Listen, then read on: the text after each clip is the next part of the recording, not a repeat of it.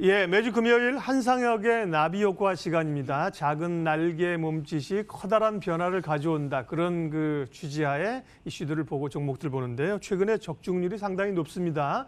미디어 컨텐츠 이런 얘기 저희가 드렸었고, 뭐 DNC 미디어 상당히 많이 가지 않았습니까? 비메모리 반도체 이런 것들도 얘기하고 아주 최근 이슈들을 잘 따라가고 있는데요. 예, 오늘 어떤 주제로 이야기할지부터 소개를 해드리겠습니다. 최 앵커. 네, 한중 관계를 꽁꽁 얼어붙게 했었던 한알령, 이젠 녹아드는 걸까요? 작년 말 한중 정상회담에서 문재인 대통령이 시진핑 주석을 한국으로 초청했습니다.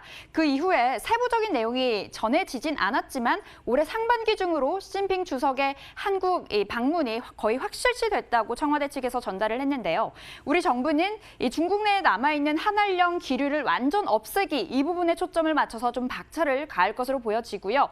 또 시진핑 주석이 한알령 완전 해제라는 커다란 선물 보따리를 들고 오진 않을까 기대감도 엄청나게 커져 있는 상황입니다.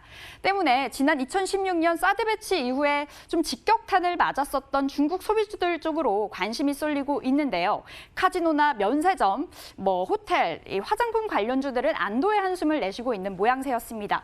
자, 여기 한국관광공사에 따르면 작년 7월부터 5개월 연속적으로 이 중국인 입국자 수가 50만 명을 돌파하고 있다고 하고요. 올해에는 무려 700만 명 돌파가 예상이 되고 있습니다.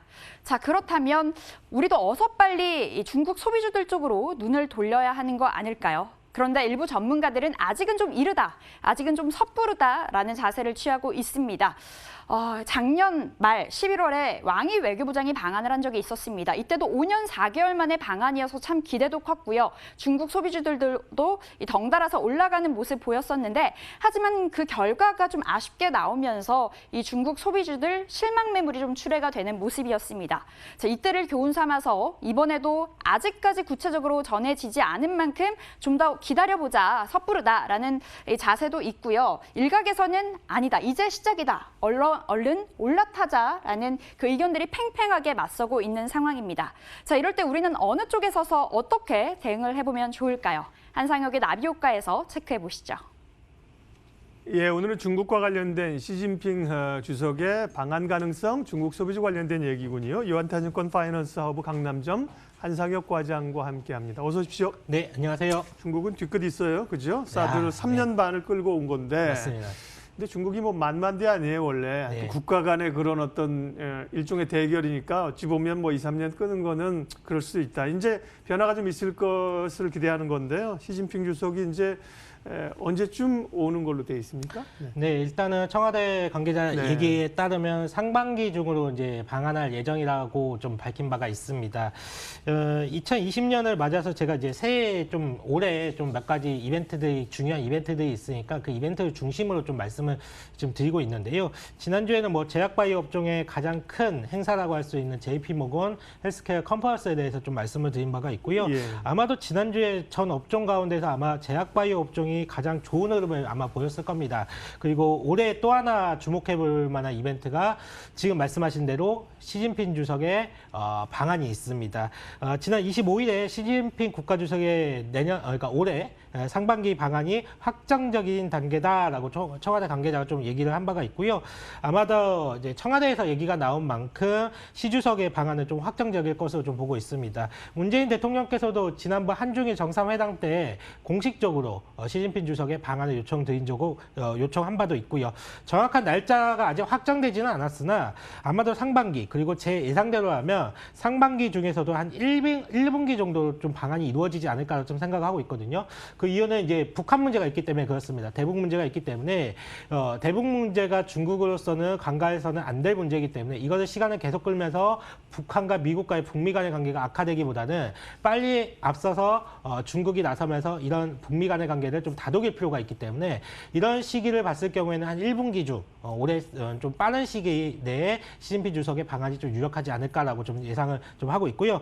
여기에 이제 올해에는 한중일 정상회담 같은 게 이제 한국에서 열리는데요. 아마도 리커창 총리가 방문할 가능성이 상당히 큽니다. 그렇게 된다라고 하면 중국의 서열 1위, 2위가 동시에 한 해에 이제 방한을 한다는 소리인데 고고도 미사일 방어 체계, 즉 이제 사드의 한반도 배치와 이로 인해서 중국의 반발로 이제 한알령 등으로 촉발된 양국의 갈등이 완전히 좀 해소될 수 있을지 한번 관심이 가는 바일 수밖에 없고요.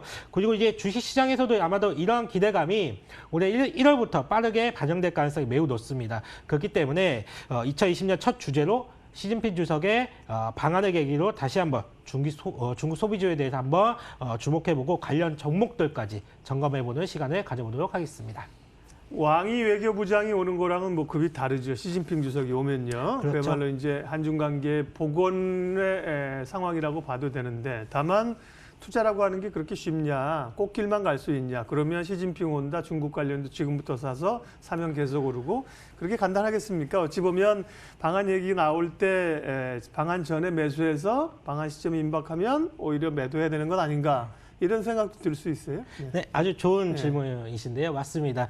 일단 뭐 사실 저는 시진핑 주석이나 네. 리커차 총리가 이제 방한하는 것은 일종의 촉매제 역할을 좀 할 뿐이다라고 좀 생각을 좀 하고 있고요. 네. 이보다 더 중요한 부분이 전 주목을 하고 있는 거는 바로 위안화의 동향인데요. 예.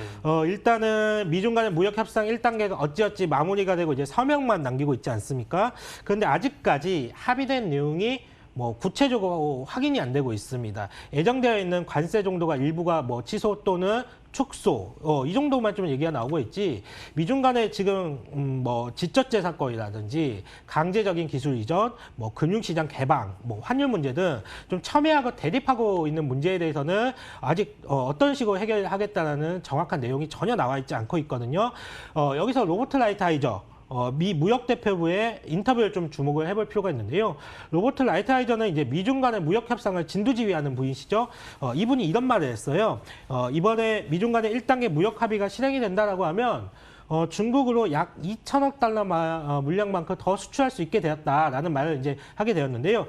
미국의 무역대표부에서 발표한 자료가 맞다라고 하면 중국 측에서는 향후에 이제 최대 연 500억 달러치의 농산물을 좀 구매하게 됩니다. 근데요, 이 500억 달러라는 이 물량이 중국이 미국 농산물을 가장 많이 샀을 때에 비해서 2배 정도를 사야 된다는 말이거든요. 그리고 단번에 대두에 대한 미국의 그러니까 중국이 대두에 대한 미국에 대한 의존도는 100%가 됩니다. 한마디로 중국에서 필요한 모든 대두는 미국에서 사야 된다는 말이 되는데요. 트럼프 대통령은 중국이 이제 미국산 제품 2천억 달러를 더 사기로 했다 라고 하면서 그 성과를 지금 자랑하고 있는데, 사실 그렇게 살만한 미국산 제품이 많이 없다는 게 큰 문제입니다. 미국은요, 자신들이 달러라는 세상을 만들어놨는데 달러를 찍어서 세계에서 유통시키고 그걸 가지고 물건을 사다 쓰는 경제 구조를 좀 가지고 있습니다. 미국 경제의 70%가 소비로 이루어지는 구조 역시도 미국의 달러가 기축통화 역할을 하기 때문에 그런데요. 뭐 아무튼 미국은 늘상 달러를 찍어내고 물건을 사다 쓰는 나라이기 때문에 미국에서 생산하는 제품들 중에 경쟁력이 있는 제품이 그렇게 많지가 않습니다. 경쟁력이 있는 제품이라고 하면 뭐 전투기와 미사일 같은 무기들과 군산복합체로 이루어진 보잉에서 생산하는 뭐 비행기, 뭐 이 정도가 있다라고 할 수가 있는데요. 뭐 하나 뭐 추가한다라면 자동차 정도라고 할 수가 있겠는데, 자동차는 뭐 유럽 자동차와 한국산에 비해서 경쟁력이 많이 떨어지고요. 한 나라의 국방을 책임져야 할 최첨단 무기 같은 경우에는 미국에는 의존하지 않을 것으로 보입니다. 보잉사의 비행기는 이미 예약이 밀릴 정도로 중국에서 뭐 많은 양을 구매 중에 있고요. 그럼 여기서 뭘 추가적으로 사야 될지, 뭘 추가적으로 사야지 2천억 달러를 맞출 수 있을지 100번 머리를 짜도 네. 저 생각에는 1,000억 달러치도 사기도 좀 힘든 구조거든요. 예. 그러면 중국은 어떤 선택을 하게 될까요? 바로 위안화 절상을 하게 됩니다. 해결이 됩니다. 2천억 달러치 더 산다라고 합의를 했는데, 만약에 위안화가 2배로 올라간다라고 하면 1,000억 달러치만 사더라도 이 문제는 금방 해결이 될 수가 있어요. 이렇게 되면 이제 퍼즐이 맞추어질 것 같은데요. 지금 무역 협상을 진두지휘하고 있는 인물이 로버트 라이트하이저라고 말씀을 드렸었잖아요. 네. 이분이 바로 과거에도 일본과의 프라자 합의를 이끌어냈던 분입니다. 당시에도 이것저것 트집을 많이 잡았지만 결국엔 엔화의 강세 유도가 미국의 최종 목적이었거든요. 아마도 2019년 작년 한 해에 제가 미중 간의 무역 분쟁 이슈를 가 나올 때마다 가장 중요한 포인트는 위안화에 있다라고 말씀을 드려왔었는데, 지금까지 알려진 대로 중국이 미국산 제품을 추가로 2천억 달러치 산다라고 했을 때, 그렇다라고 하면 올해 2020년에는 올해 동안 올해 내내 위안화 강세 속도를 더욱 가속화시킬 가능성이 상당히 높습니다. 그래서 2020년에 가장 주목할 부분이 바로 위안화의 동향과 중국 소비지라고 좀 할 수가 있겠습니다. 네, 그러게요. 시진핑 주석의 방안이라는 어떤 표면적인 것 말고 또 내면의 중국 경제의 환경 변화, 이게 더 중요하다. 그러면서 이제 위안화 얘기를 하셨는데, 말씀하신 그 문제를 풀기 위해서 그렇다고 위안화를 뭐 지금보다 그렇게 강하게, 예를 들면 지금 뭐 7위안을 넘나드는데 아까 이제 뭐 2천억 달러, 1천억 달러 맞추기 위해서 그러면 3.5위안으로 갈 수 있겠어요? 그건 현실적으로 불가능해 보이는데 위안화가 어쨌든 강세 방향으로 간다는 거죠. 그러면 위안화가 강세로 가게 되면 국내 증시나 기업들에게는 좋은 겁니까? 네, 일단은 말씀을 잘 해주셨지만 위안화가 여기서 갑자기 지금 뭐 위안화 표를 제가 어제 거를 제가 가지고 왔는데 6.96 위안이었어요. 어제 그렇죠. 저녁에. 네. 이 정도의 수준에서 갑자기 뭐 3.5 위안 말씀하신 대로 뭐 네. 4 위안 뭐 이 정도로 그렇게 강세로 보이지는 않을 거예요. 하지만 위안화의 방향성 자체가 점차적으로 이제 하락한다는 거죠. 이게 이제 차트상에 하락하면 위안화 강세로 가는 겁니다. 그렇죠? 예. 하락하면서 위안화가 계속적으로 올해 내내 강세 기조를 유지할 가능성이 상당히 높다라고 보고 있고, 저는 개인적으로 올해 연말이 되면 6.3위안 정도까지도 떨어질 수 있다고 보고 있습니다. 제가 보는 그림에서는 미국과 중국이 무역 정쟁을 시작하는 걸 보면서 무역 수지의 불균형이라는 부분은 무역 정쟁을 정당화시키기 위한 핑계에 불과하고, 그 내면의 진짜 이유는 중국의 시장 개방과 위안화 절상이었다고 생각을 했었거든요. 지금도 그런 생각에는 전혀 변함이 없습니다. 그렇다라고 하면 2020년 올 한 해 미중 간의 무역 합의가 어느 정도 성사가 된다라고 했을 때 위안화는 계속적으로 강세 흐름을 유지할 가능성이 크고요. 이는 중국인들의 소비력을 강화시키는 요인이 될 수가 있습니다. 우리나라에도 대표적으로 중국 소비주들이 상당히 많이 있고요. 그런 중국 소비주들의 우호적인 환경이 조성이 된 것이고, 상반기 중에 시진핑 주석의 방안은 이런 주가 흐름에 더욱더 가속화시킬 수 있는 촉매제 역할을 할 수 있다고 보고 있고요. 그래서 전 올해 시장에서 가장 중요한 기준점을 위안화 환율로 좀 방향을 세워두고 있고요. 네. 아마도 중국 소비주에 대한 뭐 포지션에 따라서 올해 주식 농사가 크게 달라질 수 있지 않을까라고 좀 생각하고 있습니다. 그리고 만약 위안화가 강세가 유지가 된다라고 하면 시장의 뉴스와 무관하게 이들 종목에 대한 매수를 계속적으로 진행해 나갈 생각입니다.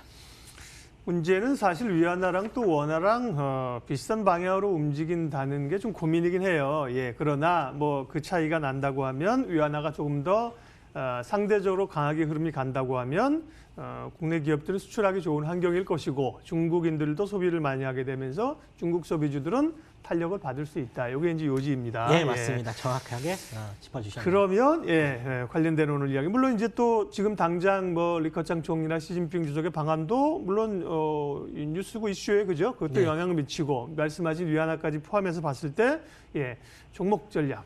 관심 종목 보겠습니다. 네, 제가 앞서 올해 농사의 포인트는 중국 소비주의 포지션에 따라서 달라질 수 있다라고 말씀을 드렸었는데, 중국 소비주들 상당히 우리나라 시장에 많이 포진되어 있습니다. 대표적으로 본다라고 하면 역시나 뭐 가장 대표적인 게 호텔신라를 들 수가 있겠죠. 일단은 차트도 같이 한번 보면서 제가 말씀 한번 드려보겠는데요. 작년 하반기부터 슬슬 보따 이상의 매출이 좀 올라오고 있습니다. 그러면서 아무래도 호텔신라의 핵심 매출처는 국내 시내 면세점이라고 할 수 있는데, 과거의 면세점이라 하면 우리가 생각을 하면 황금알을 낳는 거위였어요. 그러면서 수많은 사업자들이 면세점에 뛰어들었거든요. 그러면서 경쟁 강도가 매우 심해졌었습니다. 이는 수익성 악화로 이어지게 되었죠. 하지만 최근에는 이들 면세점 간의 출혈도 많이 없어진 것으로 좀 보이고요. 시장의 우려와는 달리 호텔신라의 면세점에 대한 경쟁 우위는 상당히 경쟁력도 상당히 높은 것으로 좀 파악이 되고 있습니다.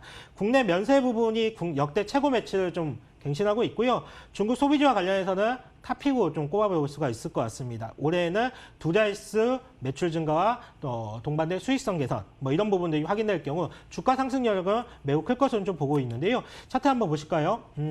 최근에 주가 흐름을 보시면 꽤 빠른 속도로 좀 올라오는 것을 확인할 수가 있는데요. 벌써 시장의 참여자들이 이쪽 군으로 관심을 기울이고 있다는 뜻입니다.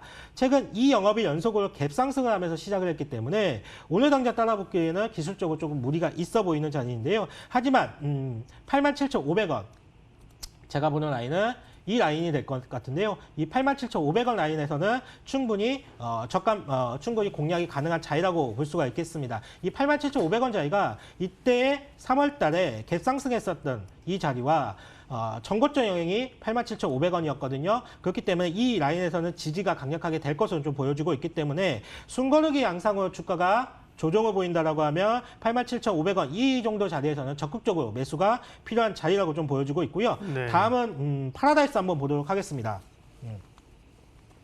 네, 이제 면세점 관련주 호텔신라에서 다음은 이제 카지노 관련주죠. 파라다이스를 보면 네. 카지노 사업을 영위하는 이제 파라다이스인데요. 외국인 전용 카지노 4개를 운영하고 있습니다. 서울, 인천, 부산, 제주 이렇게 4군데를 운영하고 있는데 파라다이스 역시 중국에서의 인바운드 확대와 이에 따른 방문객 증가로 이제 매출 성장을 보여줄 수 있는 기업입니다. 또한 작년부터 본격적으로 운영되고 있는 동북아 최초의 복합 리조트인 파라다이스 시티를 통해서 대중관광객 수요를 흡수하는 데 용이할 전망이고요. 사업 특성상 레버리지 효과가 크기 때문에 동사의 주가도 실적과 더불어 상승할 것으로 좀 예상하고 있습니다. 표에 지금 잘 나와 있듯이 중국의 VIP 고객들이 아직까지 올라오고 있지 않은데요. 만약에 올해 중국의 VIP 추이가 우상향하면서 올라오는 그림을 보인다라고 하면 주가 역시 상당히 큰 탄력을 좀 보이지 않을까라고 좀 생각하고 있습니다. 차트 다시 한번 보시면요. 파라다이스 같은 경우에는 현재 매물대를 좀 돌파를 시도하고 있습니다. 바로 이 자리가 되겠죠. 전고점 영향이 이 매물대를 좀 돌파를 시도 중에 있는데요. 앞서 호텔신라 같은 경우에는 눌림목 구간에 진입하자라고 좀 말씀을 드렸지만 파라다이스 같은 경우는 반대입니다. 23,300원 이 가격 라인을 시가와 종가를 넘어서는 것을 좀 확인하고 매수하는 것이 좀 좋을 것 같고요. 아마 제가 호텔신라, 파라다이스 이렇게 대형주, 어떻게 보면 중대형주 위주로 좀 말씀을 드렸다라고 하면 아마 이 정도는 많이들 아실 거예요. 그래서 제가 스몰캡 위주로도 한번 준비를 해봤는데요. 네. 스몰캡 쪽으로 이제 볼만한 종목이 제로투세븐이라는 종목이 있습니다. 네. 이제 제로투세븐 같은 경우에는 이제 궁중비책이라는 영유아용 화장품을 만드는데요. 원래 이제 아동용 유아복인데 그렇죠? 예, 화장품도 맞습니다. 하죠? 예. 유아복도 생산하지만 지금은 화장품 쪽 매출이 상당히 크게 올라오는 네. 회사입니다. 제가 준비한 자료 한번 준비가 될까요? 이제 화장품 매출이 점차 올라오는 제 자료가 준비가 됐네요. 왼쪽을 보시면 진한 파란색이 화장품 매출인데 화장품 매출이 점차 전체 매출에서 차지하는 비중이 커지는 것을 볼 수가 있습니다. 이보다 더 의미가 있는 것이 오른쪽 표있는데요. 영업이익을 나타낸 건데 이익단에서 본다라고 하면 화장품에서의 이익이 전사의 절반을 좀 차지할 정도로 화장품의 이익이 상당히 중요할 정도로 올라오고 있습니다. 화면을 좀 크게 보여주실래요? 네, 조금 적어서 말씀하십시오. 네, 네. 중국 내에서 네. 이제 어린이 화장품 시장에서 궁중비책은 좀 차별화된 브랜드와 이제 검증받은 안정성을 지속적으로 매출 성장을 좀 보여주고 있고요. 네. 중국 내에서 소득 증가와 외동자녀 가정이 좀 계속 늘어남에 따라서 영유아 전용 화장품 시장의 연평균 10%씩 좀 성장을 하고 있거든요. 제로투세븐의 궁중비책 같은 경우에는 한약 성분을 좀 이용을 했기 때문에 네. 서양 제품에 대비 문화적으로 굉장히 친숙하다는 장점이 있습니다. 제로투세븐 같은 경우는 이제 바닥에서 돌아서 이제 나오고 있기 때문에 지금도 바로 적극적으로 공략이 가능한 자리다라고 좀 말씀을 드릴 수가 있겠고요. 네. 마지막으로 다음에 볼 회사가 레이라는 회사입니다. 치과 의료 영상 장비를 전문으로 만드는 회사인데요. 다른 경쟁사들이 단순히 진단 시장에만 좀 집중을 하고 있다고 하면 레이 같은 경우에는 치료로 이어지는 토탈 솔루션을 구축했다는 점이 가장 큰 차별점으로 좀 꼽아볼 수가 있겠는데요. 이런 차별화된 치료 솔루션 같은 경우에는 중국 시장을 중심으로 고성장을 좀 기대가 되고 있습니다. 현재까지 디지털 치과 수위라는 것은 이제 3차원 영상을 좀 이용해서 스캔하는 방식인데요. 그러나 모델마다 오차 등이 발생하면서 임시 치아까지는 어찌어찌 가능을 했지만 영구치 제작에는 한계가 있었습니다. 하지만 레이의 3D 프린트로 영구치 같은 보철물을 제작할 예정인데 중국 등에서 임플란트와 같은 수술 보조기에 대한 수요가 매우 높기 때문에 중국 같은 경우에는 한 해 새롭게 개업하는 치과만 12,000여 개 정도가 된다고 합니다. 정말 치과 병원만 해도 어마어마한 숫자인데 레이 같은 경우에는 탁월한 3D 프린트 기술로 치과 내에서 만들기 어려운 영구치를 제작하고 올해부터 중국을 시작으로 본격적인 사업을 진행할 예정이었는데 교정이라는 게 미용과도 관계가 있는지라 중국의 소득 수준이 올라갈수록 레이의 투명 교정 사업 역시도 본격적인 성장이 기대된다라고 좀 말씀을 드릴 수가 있겠습니다. 한상혁의 나비효과 오늘은 이제 중국 소비주의 부활을 바라보면서 관련 종목을 봤습니다. 호텔신라, 파라다이스, 제로투세븐, 레이 네 종목을 말씀하셨어요. 유한타증권 파이낸스허브 강남점 한상혁 과장 함께했습니다. 수고하셨습니다. 네, 감사합니다. 출발 마켓은 1부 마칩니다. 어제 우리 시장 좀 약했지만 미국 증시 올랐고요. 야간 선물도 0.9%가량 올랐기 때문에 오늘 상승 기대하면서 준비하겠습니다. 잠시 후 2부에 다시 뵙겠습니다. 고맙습니다.